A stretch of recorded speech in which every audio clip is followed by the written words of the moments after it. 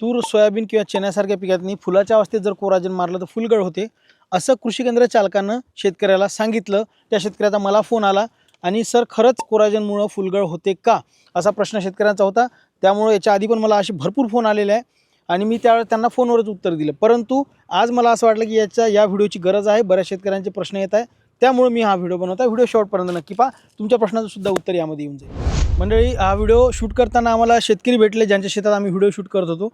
आता त्यांचंही म्हणणं काय आहे कोराजेन बाबतीत आपण ते जाणून घेऊया। तर कोराजेन तुम्ही का मारलं नाही, काय विचार होता तुमचा? कारण यामध्ये गरम असतात म्हणून मी कोराजेनमुळे काय नुकसान होऊ शकते असं वाटलं तुम्हाला? असं गरम राहते बा, त्या कारणानं फुल जे आहे हे फुल जे आहे गळू शकते, हे गळू शकते। म्हणजे हे एक शेतकऱ्यांना कारण कदाचित कृषी केंद्र चालकाकडून सांगण्यात येत असेल किंवा बरेचदा शेतकरी असा विचार करते। सगळ्यात आधी कोराजेनमुळे फुलगळ होते का? उत्तर आहे नाही। या उलट सोयाबीन असो, चना असो, तूर असो, या पिकात फुलाच्या अवस्थेमध्ये वापरणे हे अत्यंत सुरक्षित आहे। कारण याची फुलाच्या अवस्थेत मारण्यासाठी शिफारस केली गेलेली आहे।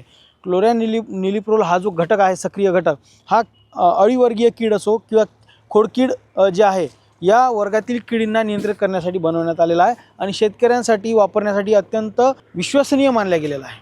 त्यामुळे फुला अवस्थेत याची शिफारस तर केलेली आहेच। त्याचं कारण काय शिफारस करण्याचं कारण, या अळीनाशकामुळं ही परागकण वाहून नेणाऱ्या ज्या काही किडी आहेत, जसं मधमाशी आहे, या मधमाशी या औषधामुळं मरत नाही, हा सगळ्यात मोठा याचा फायदा आहे। त्यामुळं फुलाच्या अवस्थेमध्ये मारण्यासाठी याची शिफारस केली गेलेली आहे। त्यानंतर मग बरेचदा आपण फवारणी करतो आणि फवारणी केल्यानंतर लगेच तिथं तुम्हाला फुलगळ झालेली दिसते। त्याचे काही कारणं असू शकतात। ते काय कारणं आहे? सगळ्यात पहिलं कारण असू शकते की वातावरणातील बदल।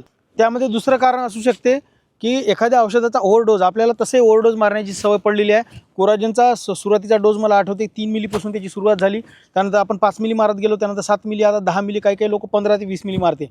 मग ओव्हरडोज जर झाला कीटकनाशकाचा, त्यामुळे सुद्धा फुलगळ ही होते, लक्षात ठेवा। त्यानंतर फुलाच्या अवस्थेत म्हणजे एखाद्या कीटकनाशकाची शिफारस नाही आहे फुलाच्या अवस्थेत मारण्यासाठी, तरीही आपण तिथं जर त्याचा वापर केला, म्हणजे जसं सायपरमेथ्रिन असेल किंवा क्लोरोपायरिफॉस असेल, याची शिफारस फुलाच्या अवस्थेत केलेली नाही आहे, तरी पण आपण जर फुलाच्या अवस्थेत त्याचा वापर केला आणि ओव्हरडोज वापर केला तर त्यामुळे सुद्धा फुलगळ होते। किंवा वारंवार एकच एक औषध, म्हणजे पहिल्या वेळेस आपण इमामेक्टिन मारलं, दुसऱ्या फवारणीत इमामेक्टिन मारलं, तिसऱ्या फवारणीत इमामेक्टिन मारलं, त्यामुळं झाडाच्या शरीरामध्ये हार्मोनल इम्बॅलन्स होतात, त्यामुळे सुद्धा फुलगळ ही होत असते। एवढ्या सगळ्या उपाययोजना करूनच जर तुमच्या शेतात फुलगळ होत असेल तर काय उपाययोजना केली पाहिजे?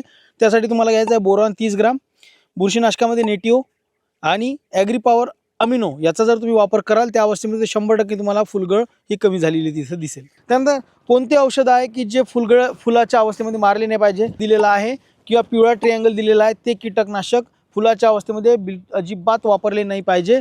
परंतु ज्या ट्रिअँगलवर निळा किंवा ज्या कीटकनाशकाच्या लेबलवर निळा किंवा हिरवा ट्रिअँगल असेल, ते कीटकनाशक तुम्ही फवारणीसाठी वापरू शकता, जेणेकरून म्हणजे फुलाच्या अवस्थेत तुम्ही वापरू शकता, जेणेकरून जे परागकण वाहून येणाऱ्या ज्या किडी आहे यांना ते कमी हानी पोहोचवेल लाल आणि पिवळ्याच्या तुलनेमध्ये। तर मंडळी, आपला व्हिडिओचा जो सारांश आहे तो अशा प्रकारे आहे की कोराजेन हे फुलाच्या अवस्थेसाठी मारण्यासाठी अत्यंत योग्य कीटकनाशक आहे, मारायला बिलकुल हरकत नाही। मंडळी, या व्यतिरिक्त आणखी जर काही व्हिडिओ लागत असेल मला कमेंटमध्ये जरूर कळवा, त्या विषयावर सुद्धा मी व्हिडिओ घेऊन येईन। धन्यवाद।